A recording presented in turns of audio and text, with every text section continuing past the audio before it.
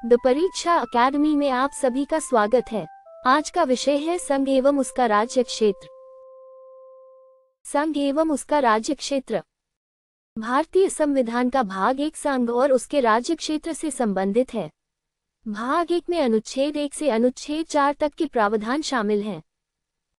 ये प्रावधान भारत के संवैधानिक नाम, संघीय स्वरूप, राज्य क्षेत्र, नए राज्यों के प्रवेश या स्थापना तथा मौजूदा राज्यों की सीमाओं, क्षेत्र और नाम में परिवर्तन से संबंधित हैं।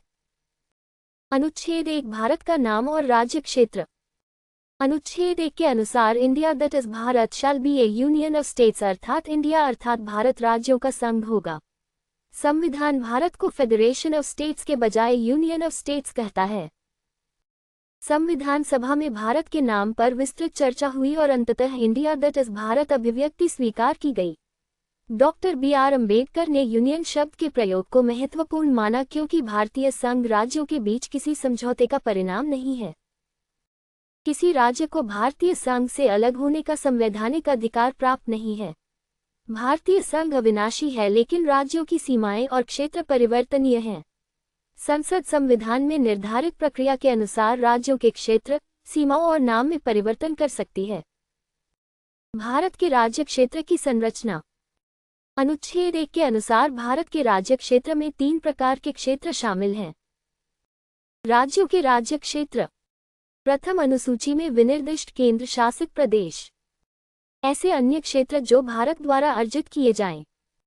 राज्यों और केंद्र शासित प्रदेशों के नाम तथा उनके राज्य क्षेत्रों का विवरण संविधान की प्रथम अनुसूची में दिया गया है। वर्तमान में भारत में 28 राज्य और 8 केंद्र शासित प्रदेश हैं। भारत भविष्य में अंतर्राष्ट्रीय कानून और संवैधानिक व्यवस्था के अनुरूप नया क्षेत्र अर्जित कर सकता है। भारत संघ और भारत का राज्य क्षेत्र। भारत संघ और भारत का राज्य क्षेत्र समान अवधारणाएं नहीं हैं। भारत संघ मुख्य रूप से संघीय व्यवस्था में शामिल राज्यों को दर्शाता है। भारत का राज्य क्षेत्र व्यापक अवधारणा है। इसमें राज्य, केंद्र शासित प्रदेश और भारत द्वारा भविष्य में अर्जित अन्य क्षेत्र भी शामिल हो सकते हैं। इसलिए भारत का राज्य क्षेत्र भारत संघ की तुलना में व्यापक अभिव्यक्ति है। अनुच्छेद 2 नए राज्यों का प्रवेश या स्थापना। अनुच्छेद 2 संसद को नए राज्यों के प्रवेश या स्थापना की शक्ति देता है। संसद कानून द्वारा ऐसे नियम और शर्तों पर नए राज्य को संघ में प्रवेश दे सकती है जिन्हें वह उचित समझे। संसद नए राज्य की स्थापना भी कर सकती है। अनुच्छेद 2 मुख्यतः ऐसे क्षेत्र से संबंधित है जो पहले से भारतीय संघ का हिस्सा नहीं है। प्रवेश का अर्थ किसी पहले से अस्तित्व में मौजूद राजनीतिक इकाई को भारतीय संघ में शामिल करना हो सकता है। स्थापना का अर्थ किसी नए क्षेत्र को राज्य के रूप में स्थापित करना हो सकता है। अनुच्छेद 2 के अंतर्गत संसद को व्यापक विवेकाधिकार प्राप्त है। सिक्किम और अनुच्छेद 2 का ऐतिहासिक महत्व। सिक्किम का भारत के साथ एकीकरण अनुच्छेद 2 के संदर्भ में महत्वपूर्ण उदाहरण है। 35वें संविधान संशोधन अधिनियम 1974 द्वारा सिक्किम को एसोसिएट स्टेट का विशेष दर्जा दिया गया था। इसके लिए तत्कालीन अनुच्छेद 2 और 10वीं अनुसूची जोड़ी गई थी। 36वें संविधान संशोधन अधिनियम 1975 द्वारा सिक्किम को भारत का पूर्ण राज्य बनाया गया। अनुच्छेद 2 और उस समय की 10वीं अनुसूची को हटा दिया गया। सिक्किम भारत का 22वां राज्य बना।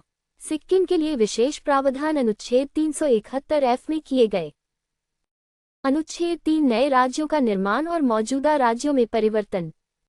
अनुच्छेद 3 संसद को भारत की आंतरिक राजनीतिक सीमाओं में परिवर्तन की व्यापक शक्ति प्रदान करता है। संसद किसी राज्य के क्षेत्र को अलग करके नया राज्य बना सकती है।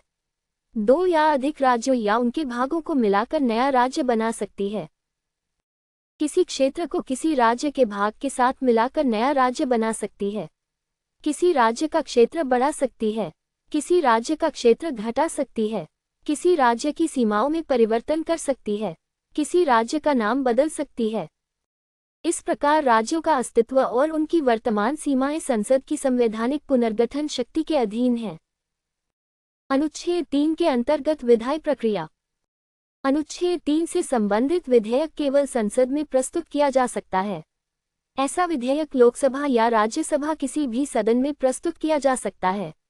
विधेयक राष्ट्रपति की पूर्व सिफारिश के बिना संसद में प्रस्तुत नहीं किया जा सकता। यदि प्रस्ताव किसी राज्य के क्षेत्र, सीमा या नाम को प्रभावित करता है तो राष्ट्रपति उस विधेयक को संबंधित राज्य के विधानमंडल को उसके विचार व्यक्त करने के लिए भेजता है।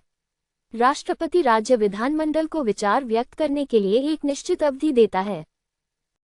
राष्ट्रपति उस अवधि को बढ़ा भी सकता है। राज्य विधानमंडल की सहमति प्राप्त करना आवश्यक नहीं है। राज्य विधानमंडल विधेयक का विरोध करे तब भी संसद उसे पारित कर सकती है। संसद राज्य विधानमंडल द्वारा दिए गए सुझावों को स्वीकार करने के लिए बाध्य नहीं है, इसलिए राज्य से उसका मत मांगा जाता है, लेकिन उसे वीटो का अधिकार प्राप्त नहीं है। विधेयक संसद में साधारण बहुमत से पारित किया जा सकता है। केंद्र शासित प्रदेश और अनुच्छेद 3। अनुच्छेद 3 में प्रयुक्त स्टेट शब्द का अर्थ कुछ प्रयोजनों के लिए केंद्र शासित प्रदेश को भी शामिल करता है। संसद किसी केंद्र शासित प्रदेश या उसके किसी भाग को मिलाकर भी नया राज्य या केंद्र शासित प्रदेश बना सकती है, लेकिन अनुच्छेद 3 के प्रोवाइजो में स्टेट शब्द में केंद्र शासित प्रदेश शामिल नहीं है। इसलिए केंद्र शासित प्रदेश की सीमा, क्षेत्र या नाम से संबंधित प्रस्ताव को उसकी विधानमंडल के विचार के लिए भेजना उसी प्रकार संवैधानिक रूप से आवश्यक नहीं है जैसे किसी राज्य के मामले में होता है। अनुच्छेद 4 पूरक और परिणामी प्रावधान। अनुच्छेद 4 अनुच्छेद 2 और अनुच्छेद 3 के अंतर्गत बनाए गए कानूनों से संबंधित है। ऐसे कानून प्रथम अनुसूची में आवश्यक परिवर्तन कर सकते हैं। ऐसे कानून चौथी अनुसूची में भी आवश्यक परिवर्तन कर सकते हैं। प्रथम अनुसूची राज्यों और केंद्र शासित प्रदेशों से संबंधित है। चौथी अनुसूची राज्यसभा में राज्यों और केंद्र शासित प्रदेशों के लिए सीटों के आवंटन से संबंधित है। संसद ऐसे कानून में आवश्यक सप्लीमेंटल, इंसिडेंटल और कॉन्सिक्वेंशियल प्रोविजंस भी शामिल कर सकती है। इनमें संसद और प्रभावित राज्यों के विधानमंडलों में प्रतिनिधित्व से संबंधित आवश्यक प्रावधान भी शामिल किए जा सकते हैं। अनुच्छेद 2 और अनुच्छेद 3 के अंतर्गत बनाया गया ऐसा कानून अनुच्छेद 368 के प्रयोजन के लिए संविधान संशोधन नहीं माना जाता। इसी कारण राज्य पुनर्गठन के लिए सामान्यतः अनुच्छेद 368 की विशेष संविधान संशोधन प्रक्रिया की आवश्यकता नहीं होती।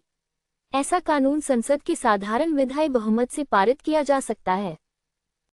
राज्य क्षेत्र के हस्तांतरण का महत्वपूर्ण सिद्धांत। अनुच्छेद 3 भारत के भीतर राज्यों के बीच क्षेत्रीय पुनर्गठन की शक्ति देता है। किसी भारतीय क्षेत्र को किसी विदेशी देश को सौंपना केवल अनुच्छेद 3 के अंतर्गत नहीं किया जा सकता। बेरुबारी यूनियन मामले में सर्वोच्च न्यायालय ने इस विषय पर महत्वपूर्ण संवैधानिक स्थिति स्पष्ट की। न्यायालय ने माना कि भारतीय क्षेत्र को किसी विदेशी राज्य को सौंपने के लिए संविधान संशोधन आवश्यक है। इसके लिए अनुच्छेद 368 के अंतर्गत संविधान संशोधन की आवश्यकता होती है। भारत पाकिस्तान समझौते के अंतर्गत बेरुबारी क्षेत्र के हस्तांतरण को लागू करने के लिए 9वां संविधान संशोधन अधिनियम 1960 पारित किया गया। यह अंतर समझना महत्वपूर्ण है कि भारत के भीतर राज्य की सीमा बदलना और भारतीय क्षेत्र को विदेशी देश को सौंपना एक ही संवैधानिक प्रक्रिया नहीं है। क्षेत्र अर्जित करने की भारत की शक्ति। संविधान में विदेशी क्षेत्र अर्जित करने की प्रक्रिया का कोई विस्तृत पृथक प्रावधान नहीं दिया गया है। एक संप्रभु राष्ट्र के रूप में भारत अंतर्राष्ट्रीय कानून द्वारा मान्य तरीकों से क्षेत्र अर्जित कर सकता है। अर्जित क्षेत्र अनुच्छेद 1 के अंतर्गत भारत के राज्य क्षेत्र का हिस्सा बन सकता है। ऐसे क्षेत्र के प्रशासन और संवैधानिक समायोजन के लिए संसद आवश्यक कानून बना सकती है। राज्य पुनर्गठन की संवैधानिक प्रकृति। भारत में राज्यों की सीमाएं संविधान द्वारा स्थायी और अपरिवर्तनीय नहीं बनाई गई हैं। संसद को राज्यों के पुनर्गठन की व्यापक शक्ति प्राप्त है। राज्य स्वयं अपनी सीमा या नाम बदलने का अंतिम संवैधानिक अधिकार नहीं रखते। राज्य की सहमति के बिना भी संसद अनुच्छेद 3 के अनुसार परिवर्तन कर सकती है। इस व्यवस्था के कारण भारतीय संघ को अक्सर indestructible union of destructible states की अवधारणा से समझाया जाता है। इसका अर्थ राज्यों का वास्तविक विनाश नहीं बल्कि यह है कि संघ की संवैधानिक निरंतरता के मुकाबले राज्यों की क्षेत्रीय पहचान और सीमाएं संसद द्वारा परिवर्तित की जा सकती हैं। राज्यों के पुनर्गठन के महत्वपूर्ण उदाहरण। 1953 में आंध्र राज्य का निर्माण स्वतंत्र भारत में भाषाई आधार पर राज्य निर्माण की दिशा में महत्वपूर्ण घटना थी। स्टेट्स रीऑर्गेनाइजेशन एक्ट 1956 और 7वें संविधान संशोधन के माध्यम से राज्यों का व्यापक पुनर्गठन किया गया। 1960 में पुराने बम्बई राज्य से महाराष्ट्र और गुजरात बनाए गए। 1966 में पंजाब के पुनर्गठन से हरियाणा का निर्माण हुआ और चंडीगढ़ को केंद्र शासित प्रदेश बनाया गया। 1971 में हिमाचल प्रदेश पूर्ण राज्य बना। 1972 में मणिपुर, त्रिपुरा और मेघालय पूर्ण राज्य बने। 1975 में सिक्किम भारत का पूर्ण राज्य बना। 1987 में मिजोरम, अरुणाचल प्रदेश और गोवा को राज्य का दर्जा मिला। 2000 में मध्य प्रदेश से छत्तीसगढ़ बनाया गया। 2000 में उत्तर प्रदेश से उत्तरांचल बनाया गया, जिसका नाम बाद में उत्तराखंड किया गया। 2000 में बिहार से झारखंड बनाया गया। 2014 में आंध्र प्रदेश के पुनर्गठन से तेलंगाना भारत का 29वां राज्य बना। 2019 में जम्मू और कश्मीर राज्य का पुनर्गठन करके जम्मू और कश्मीर तथा लद्दाख नामक 2 केंद्र शासित प्रदेश बनाए गए। 2020 में दादरा और नगर हवेली तथा दमन और दीव को मिलाकर एक केंद्र शासित प्रदेश बनाया गया। वर्तमान व्यवस्था में भारत में 28 राज्य और 8 केंद्र शासित प्रदेश हैं। राज्यों के नाम परिवर्तन के महत्वपूर्ण उदाहरण। यूनाइटेड प्रोविंसेस का नाम 1950 में उत्तर प्रदेश किया गया। मद्रास स्टेट का नाम 1969 में तमिलनाडु किया गया। मैसूर स्टेट का नाम 1973 में कर्नाटक किया गया। लैक्कदीव, मिनिकॉय एंड एमंडवी आइलैंड्स का नाम 1973 में लक्षद्वीप किया गया। उत्तरांचल का नाम 2007 में उत्तराखंड किया गया। पौंडीचेरी का नाम 2006 में पुडुचेरी किया गया। ओडिशा का नाम 2011 में ओडिशा किया गया। परीक्षा के लिए सबसे महत्वपूर्ण तथ्य। भाग 1 में अनुच्छेद 1 से 4 शामिल हैं। अनुच्छेद 1 भारत को राज्यों का संघ घोषित करता है। इंडिया दैट इज भारत संविधान में भारत के नाम की मूल अभिव्यक्ति है। भारत के राज्य क्षेत्र में राज्य, केंद्र शासित प्रदेश और अर्जित किए जाने वाले क्षेत्र शामिल हैं। राज्यों और केंद्र शासित प्रदेशों का विवरण प्रथम अनुसूची में है। अनुच्छेद 2 नए राज्यों के प्रवेश या स्थापना से संबंधित है।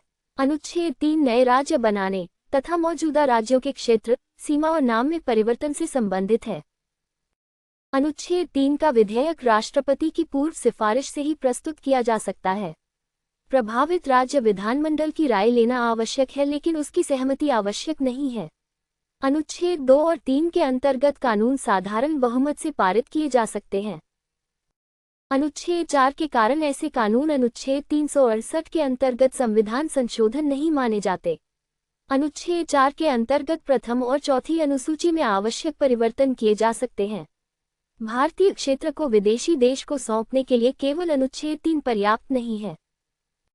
बेरुबारी यूनियन मामले के अनुसार ऐसे हस्तांतरण के लिए अनुच्छेद 368 के अंतर्गत संविधान संशोधन आवश्यक है। वर्तमान में भारत में 28 राज्य और 8 केंद्र शासित प्रदेश हैं। हमसे जुड़ने के लिए आपका बहुत बहुत धन्यवाद। ऐसी ही उपयोगी अध्ययन सामग्री के लिए वीडियो को लाइक और शेयर करें तथा द परीक्षा अकेडमी चैनल को सब्सक्राइब अवश्य करें।